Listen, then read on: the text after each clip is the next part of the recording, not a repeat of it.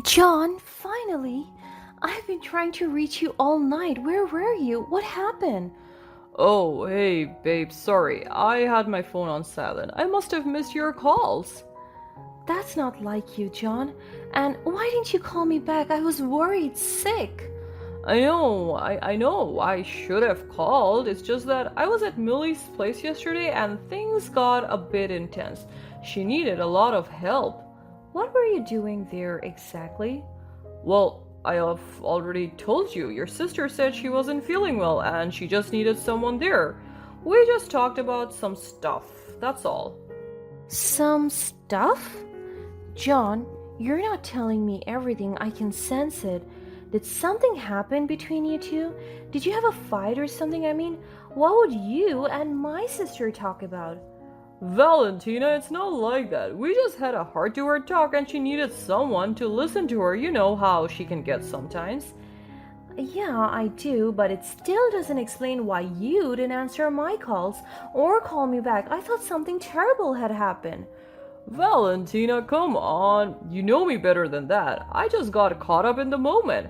And I'm sorry for not keeping in touch. I was there for your family. I did that for you too. Okay, fine. But it still feels weird, you being at her place all night. I thought we shared everything. We do, babe, and this doesn't mean anything has changed between us. Listen, I'm tired. I gotta go to work. Okay, John, can we talk about it in person when I'm back? Of course. I would love to talk and sort things out. I'll see you later, okay? Yeah, okay. Love you.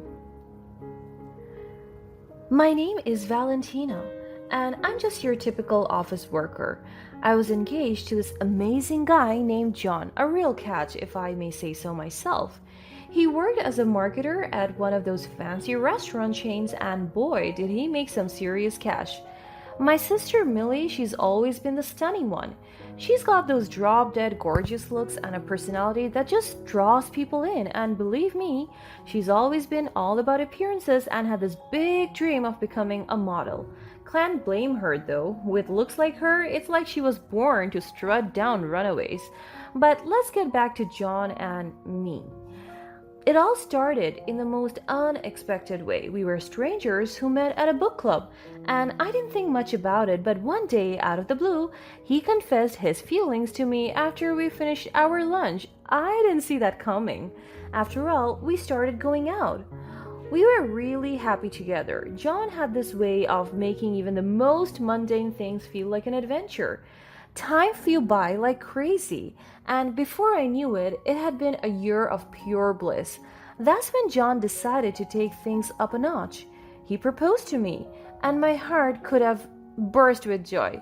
I enthusiastically said yes without even a moment of hesitation.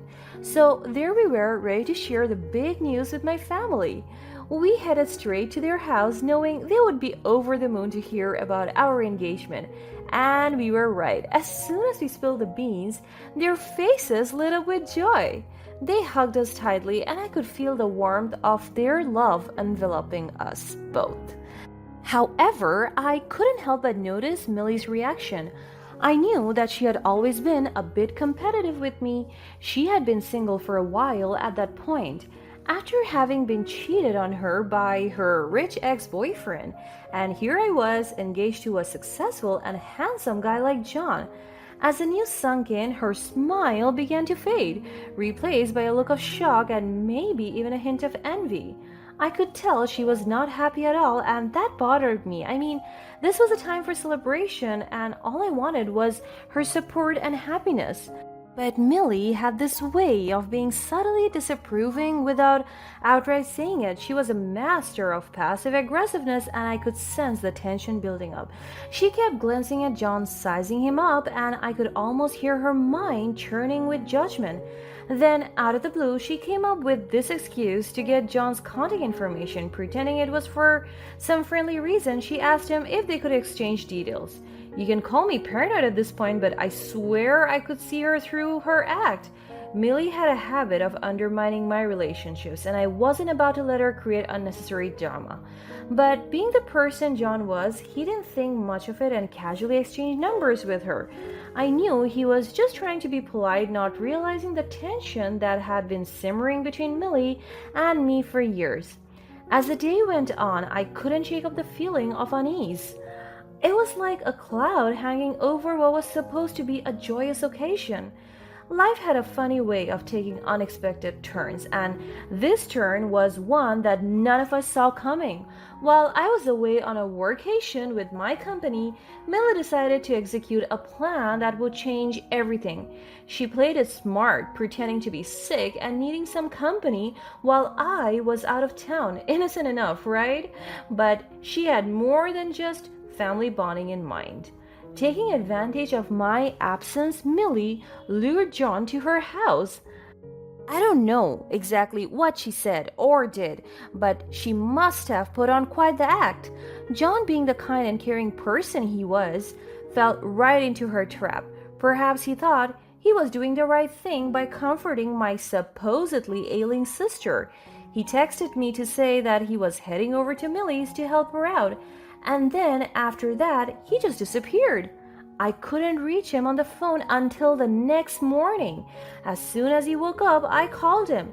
Something in his voice told me that he was trying to hide a secret from me. John, finally! I've been trying to reach you all night. Where were you? What happened? Oh, hey, babe, sorry. I had my phone on silent. I must have missed your calls. That's not like you, John. And why didn't you call me back? I was worried, sick. I know, I should have called. It's just that I was at Millie's place yesterday and things got a bit intense. She needed a lot of help. What were you doing there exactly? Well, I have already told you. Your sister said she wasn't feeling well and she just needed someone there. We just talked about some stuff, that's all. Some stuff? John, you're not telling me everything. I can sense it. Did something happen between you two? Did you have a fight or something? I mean, what would you and my sister talk about? Valentina, it's not like that. We just had a heart-to-heart talk and she needed someone to listen to her. You know how she can get sometimes. Yeah, I do, but it still doesn't explain why you didn't answer my calls or call me back. I thought something terrible had happened. Valentina, come on. You know me better than that. I just got caught up in the moment. And I'm sorry for not keeping in touch. I was there for your family. I did that for you too. Okay, fine. But it still feels weird, you being at her place all night. I thought we shared everything. We do, babe, and this doesn't mean anything has changed between us. Listen, I'm tired. I gotta go to work. Okay, John, can we talk about it in person when I'm back? Of course. I would love to talk and sort things out. I'll see you later, okay? Yeah, okay. Love you. The phone call ends, leaving me still doubtful and uncertain about what exactly happened between John and Millie. I know there's something he's not telling me. It turned out that I was right. My gut feeling was unfortunately on point. That was the last conversation we had had as a couple. The days after that, John started to respond to my text less and less. He wouldn't pick up the phone when I called, and I didn't know why. 2 weeks later, as soon as I was back from my trip, I received a text from Millie, of all things, breaking the news. It was a picture of her lying on top of John on our couch. I was blindsided, heartbroken, and furious all at once. I couldn't believe what I was reading. The person I trusted the most had betrayed me, and the sister I thought I knew so well had played a deceitful game. Hey sis, listen, something has changed. Turns out that the one John truly connects with is me. I've packed all of your belongings and sent them back to your place so I can move into John's. I know you'll understand. You always do. Love ya, XOXO. Can you believe it? The man I was about to marry, the one who had proposed to me with so much love and happiness, was now holding my sister like he used to hold me? I rushed back home as soon as I could, trying to confront John and make sense of the situation, but it was too late. The damage was already done, and he had made up his mind. When he opened the door and saw my face, he was ice cold. I had never seen him that way before. What are you doing here, Valentina? We need to talk, John. You just can't end things like this. There's nothing left to talk about. I made my decision and I don't want to discuss it anymore. John, what happened between us? We were happy and then suddenly you're confessing feelings for Millie, my sister? Look, Valentina, things change. Feelings change. I can't deny what I feel any longer. She's someone I can't resist. A woman as beautiful and charming as her, I just can't help it. Are you serious? You're throwing away what we had just because you're attracted to her looks? It's not just about her looks, okay? She's so soft and charming, unlike you, and now she needs me, and I won't turn my back on her. I was always there for you, John. We were planning our future together, and now you're telling me it meant nothing? It's not that simple, Valentina. I can't be with someone who doesn't understand me. You can't just throw away everything we had for this, not for my sister. You two are sick. You need to accept it and move on. This is my decision, and nothing you say can change it. You're disgusting, both of you. I don't want to hear from you anymore. Now please, just leave. I need to be alone.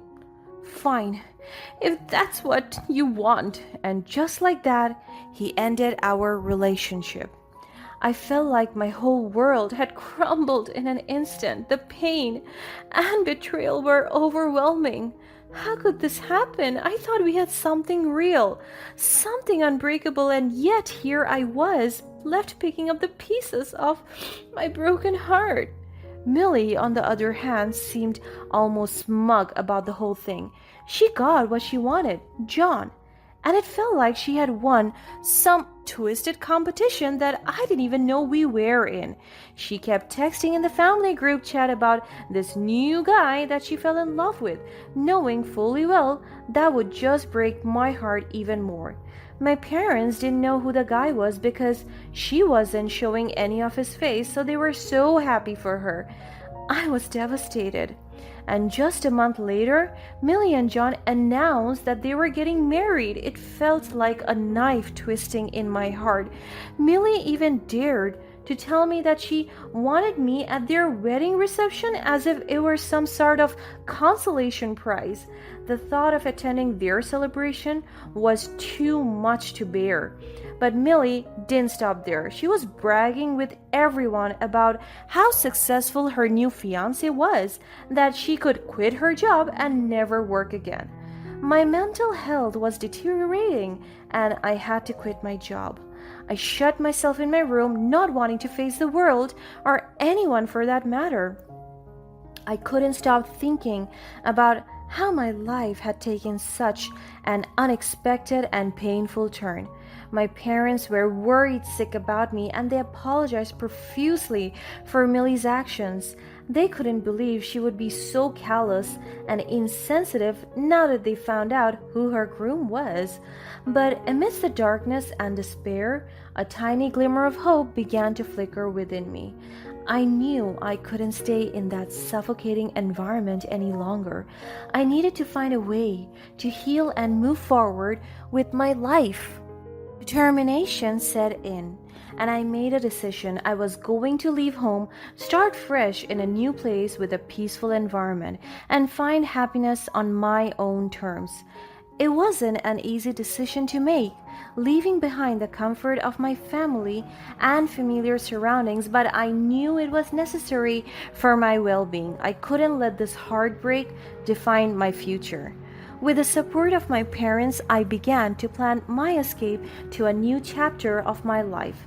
I researched different cities and towns, and after careful consideration, I finally found a place that felt like the perfect escape, a small town nestled between lush greenery and rolling hills. It seemed like a place where I could find peace and rediscover myself. Saying goodbye to my parents was bittersweet, but they understood my need for space and healing. With their love and blessings, I set off on my journey to a new beginning. As I settled into my new surroundings, I felt a sense of liberation. Life in the small town had its way of surprising me. I found a job at a cozy little restaurant, and it turned out to be perfect fit for me. The manager, Philip, was kind, understanding, and had a genuine passion for his work. As days turned into weeks, we grew closer, and our friendship blossomed into something more. One day, with a hint of nervousness in his eyes, Philip confessed his feelings to me. I couldn't help but feel a bit hesitant at first, my heart still bearing the scars of past betrayal. But as I got to know Philip better, I realized that he too had been through a similar experience of heartbreak in the past. His vulnerability and sincerity struck a chord with me, and I saw a glimpse of hope for a new beginning. Eventually, I took a leap of faith and accepted Philip's love. It wasn't easy, but I knew that I couldn't let fear dictate my life forever. Sometimes we have to open our hearts again, risking pain, to find the happiness we truly deserve. Philip and I began dating, and he became my rock, my support system, and my source of happiness. We shared moments of laughter, support, and growth, and the joy he brought into my life was immeasurable. I decided to visit my parents after some time, eager to share the happiness that had found its way back into my heart. Their faces lit up as they saw the sparkle in my eyes, the same sparkle that had dimmed for a while. They were overjoyed to see me happy again, and their warm embrace felt like a comforting reminder that I was never alone. But then, they had to break the news to me. During the months that I was away, Millie and John had finally finalized planning their fancy wedding, and I was invited. I hesitated and then agreed to come. With Philip by my side, I was ready to face my past. Attending Millie's wedding as Philip's girlfriend was a bold move, but I wanted to show that I had moved on and found happiness. Surprising both Millie and John was an understatement. Their jaws practically hit the floor when they saw me walk in on Philip's arm.